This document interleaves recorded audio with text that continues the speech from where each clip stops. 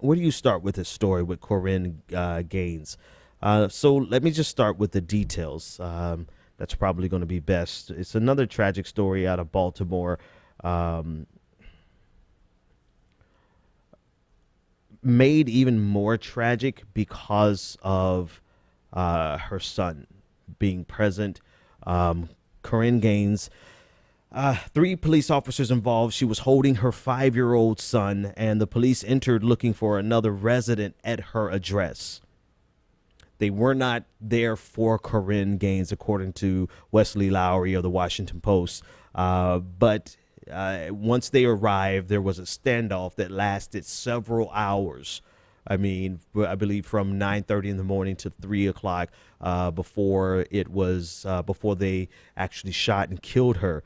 When they came into the address, Gaines was sitting with her child in her lap and a shotgun in her hand. Now, well, I'll give you some more details. So after the standoff, she told them to leave or she would kill them. They opened fire and subsequently killing her and injuring the 5-year-old son. This happened in Baltimore County at her residence. And again, they arrived around 9:20 in the morning, and the shooting actually occurred around 3 p.m. So here's a quote: perceiving not only her actions, but from the police department, perceiving not only her actions, but the words she used, we discharged one round at her and she fired several rounds back at us. We fired again at her, striking and killing her. Tragically, in this circumstance, the child that was also in the dwelling was struck by a round, Police Chief Jim Johnson said during a news conference on Monday night. Gaines is the 9th black woman shot and killed by police so far in 2016. According to the Washington Post database tracking fatal police shootings. So here, and actually, let me play a little footage of the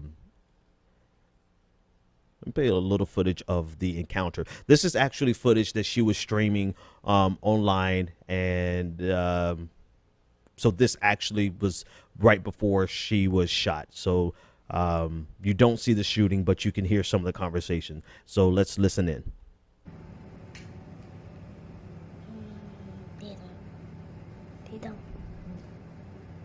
And you can hear the baby in the background, the 5-year-old.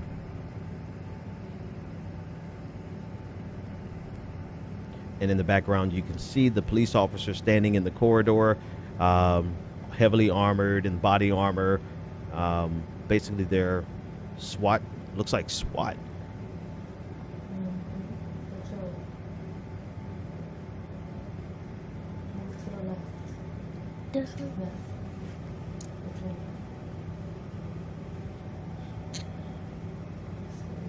And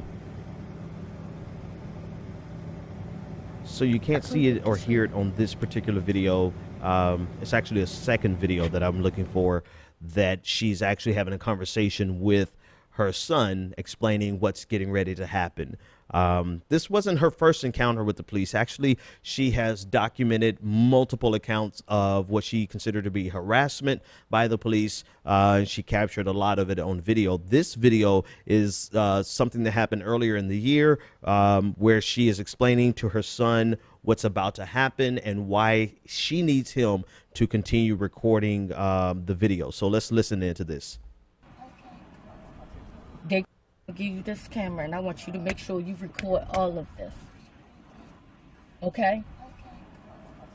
They're going to try to fight me. Do you understand? And I want you to record every part. Do you understand? Yes.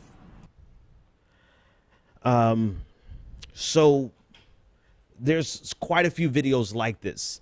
There's another video. Let me see if I have that. Let's see if I actually have that. 1, 2. No, I don't have the third video, where she's talking to the police officer, essentially saying, if you lay your hands on me, you're going to have to kill me. You know, she's saying, and this is this is the same continuation of this video. She's saying, if you lay your hands on me, you're going to have to kill me. You're going to have to murder me. I guarantee that. Then there's another video where she's holding her little girl. I believe the little girl is around 2 or 3 years old, and the police officers are standing at her door, her car door, and essentially they're trying to wait for her to get out the car upon demand. She didn't get out the car, so essentially they took the baby out of her hand and snatched her out the car. A couple of questions come to mind. You know, why was she stopped so frequently that she would have so many different videos of different encounters with the Baltimore police? That's one. Number two, they were serving a warrant. I believe the warrant, I don't want to misspeak, but I believe the warrant was for a misdemeanor. So how did they go from a misdemeanor warrant, serving a misdemeanor warrant, to calling out basically the SWAT team? Now, if they knocked on the door and she's sitting there with a gun, okay, that could set off the alarms. But, you know, do they know if she has the right to own that gun? It is her home. It's her residence. So how did this escalate? There's not a lot of answers here. There's more questions than anything else. So we don't know how it escalated to the point where the police officers called out the SWAT team. We do know that it was her home. We do know that they were not there for her. And we also know that they were issuing a warrant for, I believe, a misdemeanor. But don't quote me on that. I'll take that last one off the table because I'm not 100% sure. But I do know that they were not there to arrest someone who was violent. They did not come there for a standoff.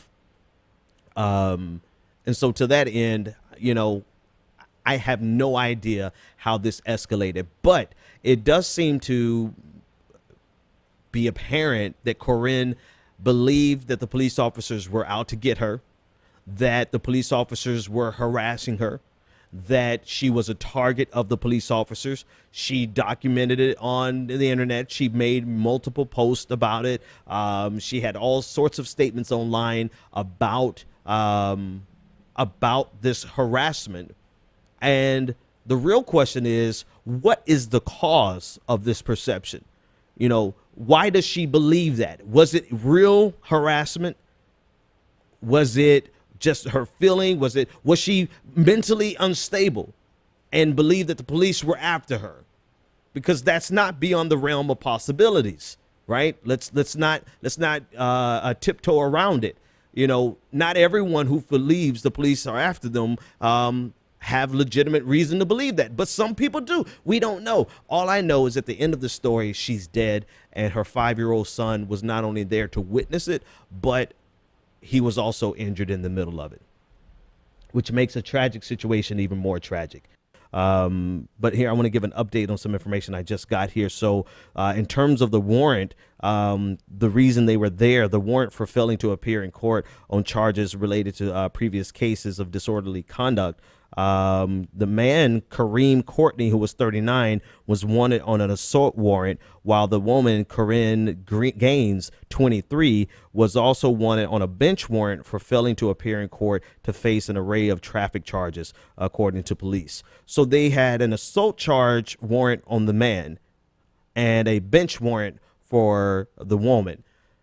Once they, again, how does it escalate to a tactical SWAT team being there and a standoff for what, so about 6 hours, six hours of a standoff? We still don't know.